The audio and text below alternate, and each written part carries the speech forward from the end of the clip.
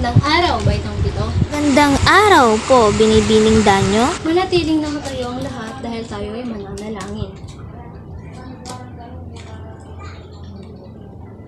Dear God, we thank you for this day and for this opportunity to learn.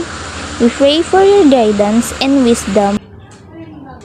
Bago kayo magsiupo, maaari bang pag-ipulot ang mga kalat na inyong nakikita sa inyong gilid at sa silong ng inyong mga upuan?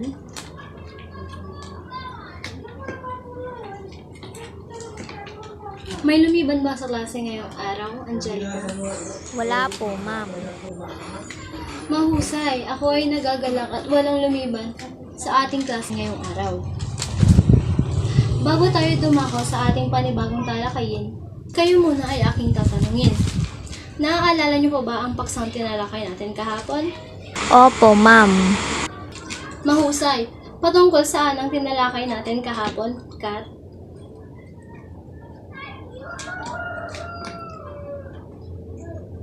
Magaling! Maraming salamat, Kat. Ang ating tinalakay kahapon ay tungkol sa kolonyalismo at imperialismo sa Timog Asya. Sino naman ang sumakop sa bansang India at itinatag ang Gao bilang kanilang kapital? Zian? Tama. Magaling, Zian. Ang mga Portuguese ang sumakop sa bansang India. Kailan naman itinatag ng France ang French East India Company? Mark? Magaling, Mark. Noong 1664. Mahusay, palakpakan ninyo ang inyong mga kaklase. Ako ay natutuwa at napatunayan kong may natutunan nga kayo sa paksang ating tinalakay kahapon. Bago natin tuluyang talakayin ang ating aralin ngayong araw, magkakaroon muna kayo ng isang aktibidad na pinamagatan kong Hulaan Mo Ako. Pakibasa ang panuto ni Cole.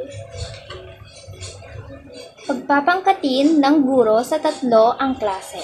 Ang bawat grupo ay magkakaroon lamang ng tig-iisang representante para pumunta sa harapan at hulaan kung ano ang mga larawan ang nakadikit sa pisara. Bibigyan ko kayo ng mga letra at ito ay ididikit sa ibaba ng mga litrato. At ang unang grupo ay mananalo ay may kaakibat na gantimpala. Mayroon lamang kayong 3 minuto para sa gawain ito. Naintindihan niyo ba ang ating panuto ngayon? Opo. Pwede niyo nang umpisahan ang ating aktibidad ngayon.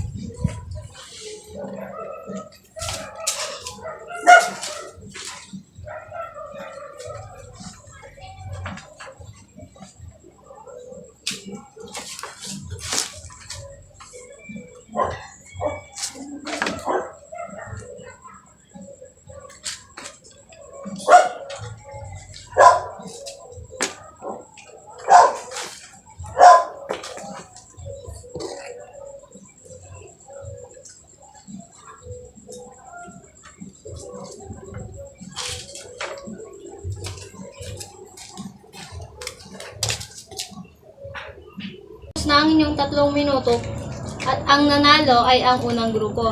Ngayon, may idea na ba kayo kung ano ang ating tatalakayin ngayong araw? Opo, Binibini. Ano ang ating tatalakayin ngayong araw? Patungkol po sa kalagayang pang-ekonomiya ng Asya sa kasalukuyan. Ang ating paksang tatalakayin ngayon ay ang kalagayang pang-ekonomiya ng Asya sa kasalukuyan. Maaari mo bang basahin ito? Ang bansa sa Asya ay may iba't ibang antas ng pag-unlad ng ekonomiya sa kasalukuyan. Ilan sa mga nangangahulugan sa bansang Asyano ay Japan, South Korea at China. Mabilis ang pag-unlad ng bansang Japan, South Korea at China dahil may iba't ibang paraan silang ginagamit para mapaunlad at mapalawak ang kanilang ekonomiya sa kasalukuyan. Ito naman ang mga halimbawa nito. Ang Toyota, Hyundai, Kia, at Tata Motors. Maaari mo bang basahin ito? Humarap sa mga krisis ang Asya mula noong 1945. Pinakamalaki rito ang krisis sa langis noong dekada 1970 at kamalian ang krisis sa pananalapi noong 1970. Simula nang matapos ang ikalawang digmaang pangdaigdig noong 1945 hanggang sa panahon ng Cold War, naging pangunahing hangarin ng mga bagong tatag sa bansa sa Asya ang magkaroon ng maunlad at malagong ekonomiya. Sa mga krisis na ito, tumugon ang mga bansang Asyano upang suriin ang mga kahinaan ng kanilang ekonomiya. Muli silang bumangon dahil binigyan nila ng pansin ang kanilang mga suliranin. May iba't ibang uri ang sistemang pang-ekonomiya na umiiral sa bansang Asyano. Narito ang Silangang Asya, Japan, South Korea, Taiwan, Hong Kong, China, Timog Silangang Asya, Singapore, Brunei, Thailand, Kanlurang Asya, Saudi Arabia, Oman, Qatar, Hilagang Asya at Mongolia. Dumako naman tayo sa Japan. Maaari mo bang basahin? Ang Japan ay nangunguna sa pag-unlad ng ekonomiya at modernisasyon nito sa Asya noong dekada 1950. Ipinatupad sa Japan ang developmental state na paraan ng paglakas ng ekonomiya. Ang Japan ay kulang sa mga hilaw na materyales at sapat na panloob na merkado upang maglago ang ekonomiya nito. Ang Ministry of International Trade of Industry o MITI ang pangunahing kagawaran sa pagtataguyod ng produktong industrial at pandaigdigan kalakalan ng Japan. Noong dekada 1950, nanguna ang bansang Japan sa pag-unlad ng ekonomiya sa Asya. Dahil sa developmental state, ito ay isang estratehiya kung saan ang gobyerno ay aktibong nakikialam at nagbibigay ng direksyon sa ekonomiya. Ang Ministry of International Trade and Industry o MITI ay ang pangunahing ahensya ng Japan na responsable sa pagtaguyod ng industrial at papalakas ng pandaigdigang kalakalan. Dumako naman tayo sa South Korea. Pakibasa.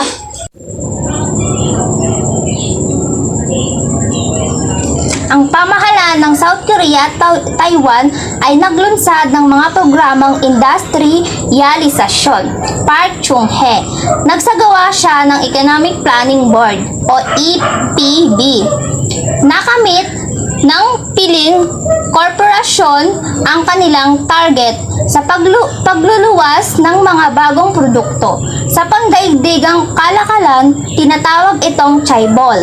Ilan sa mga nagtagumpay na chaebol ng South Korea ay ang Daewoo, Hyundai at Samsung.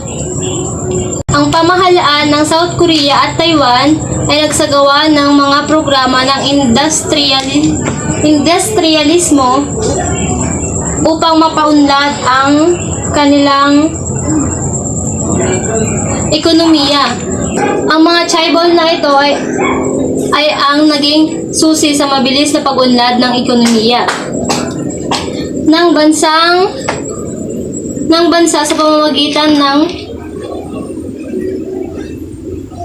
sa pamamagitan ng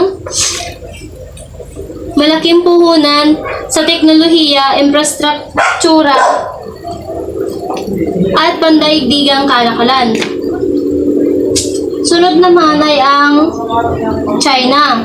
Maaari mo bang basahin? Sa panahon ng pamumuno ni Mao, isinulong ang China sa sistemang Soviet Union sa pag-unlad ng ekonomiya. Ang mga negosyo ay pagmamay-ari ng Estado at kontrolado ng Estado ang lahat ng aspeto ng ekonomiya. Tumatanggap ng tulong sa pananalapi at teknolohiya ang China mula sa Soviet Union.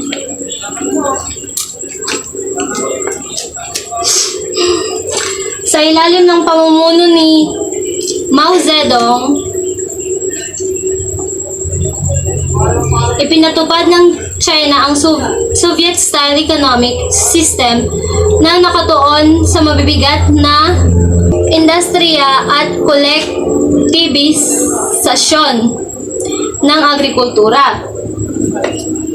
Dumako naman tayo sa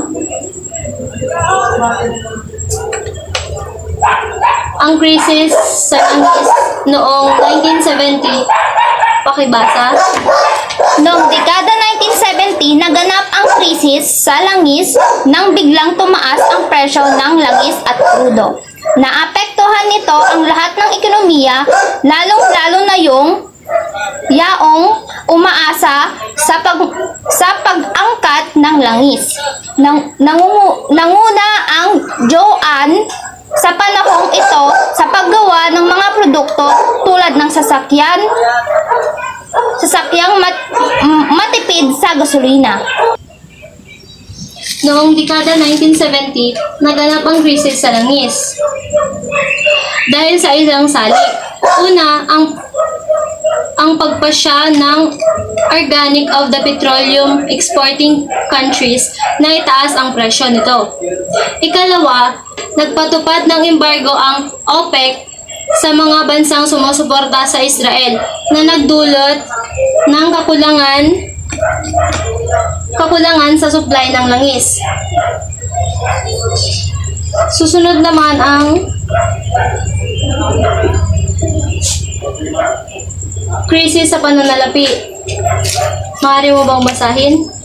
Ang krisis sa pananalapi noong 1997 to 1998 ay nagpalitaw sa mga taglay na kahinaan ng ekonomiya ang mga bansang Asyano. Matapos ang krisis ay bumangon ang mga bansang Asyano. Nagsimula ang krisis sa pagbagsak ng halaga sa Thai baht. Ang krisis sa pananalapi noong 1997 to 1998 ay nagmula sa iba't ibang salik tulad ng masyadong matataas na utang, hindi sapat na relasyon sa mga bansa at mabilis na pagtaas ng mga presyo ng mga ari-arian sa mga bansang Asyano. Magkakaroon ulit tayo ng munting aktibidad. Kayo ay hahatiin ko sa dalawang grupo. Ang bawat grupo ay makikilahok sa aktibidad na ipapagawa ko. Ang aktibidad na ito ay tinatawag na Venn diagram, kung saan ang dalawang grupo ay magsasagawa nito at ilalagay nyo dito kung ano-ano ba ang mga contribution ng Japan, South Korea, at China sa pagpapalago ng ekonomiya. Mayroon lamang kayong 5 minuto para gawin ito. Ang inyong oras ay magsisimula na.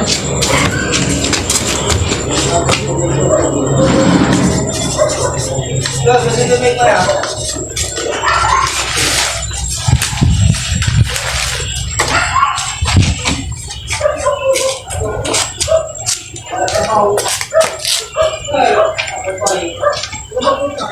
na ang inyong 5 minuto. At ang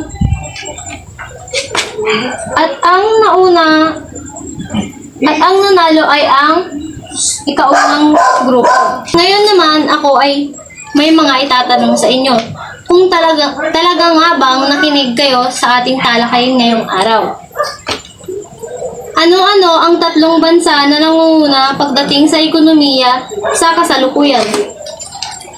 Japan, South Korea, at China. Tama, magaling. Pangalawa, paano hinaharap ng ilang bansang Asyano ang mga hamon dulot ng mga krisis sa karatig bansa? Marian, maaari mo bang sagutin ang aking tanong? Pagtutulungan sa ekonomiya. Nagpapaunlad ang mga bansa ng mga kasunduan sa kalakalan at mga proyekto sa infrastruktura na nakatuon sa mga bansang naapektuhan ng krisis. May 2 pa akong karagdagang katanungan. Jane, maaari mo bang sagutin ito?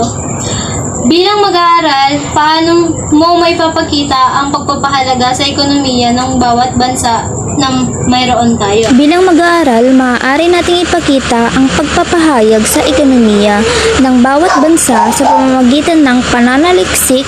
Ito ay makakatulong sa ating pag-unawa kung paano nagpo-function ang ekonomiya ng isang bansa. 2 katanungan. Bilang mag-aaral, masasabi mo ba na ang mga bansang Asyano ay tunay ng patungo sa pag-unlad o maunlad na? Patunayan. Camille, maaari mo bang sagutin ito? Maraming bansang Asyano ang patuloy na umuunlad, subalit may mga hamon pa rin itong hinaharap gaya ng ekonomiya. Ang bansang tulad ng China ay may mataas na GDP at mabilis na pag-unlad. Nagpapakita ito ng potensyal para mas mataas ang antas nito sa kabuhayan. Ngayon naman ay magkakaroon tayo ng maikling pagsusulit. Babasahin ko ang panuto, makinig kayong mabuti. Maglabas ng isang malinis na papel at sagutan ang mga sumusunod na tanong.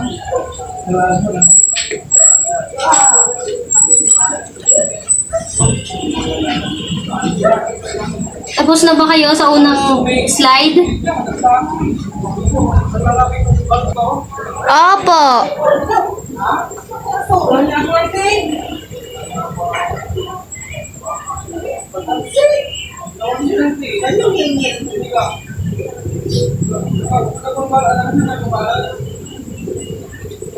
Basahin ninyo ang mabuti ang mga tanong bago kayo magsagot.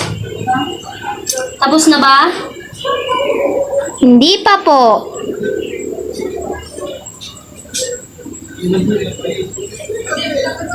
Tapos na ba? Opo! Pakipasa na ang inyong mga papel mula sa likod papunta sa harap.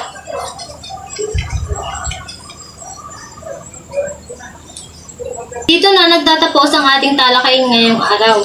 Pero bibigyan ko muna kayo ng kasunduan. Isulat ninyo ito sa malinis na papel dahil ito ay aking ididikta. Makinig kayong mabuti. Gumawa ng sanaysay tungkol sa natutunan ninyo sa ating talakayan. Maraming salamat, Baitang Pito!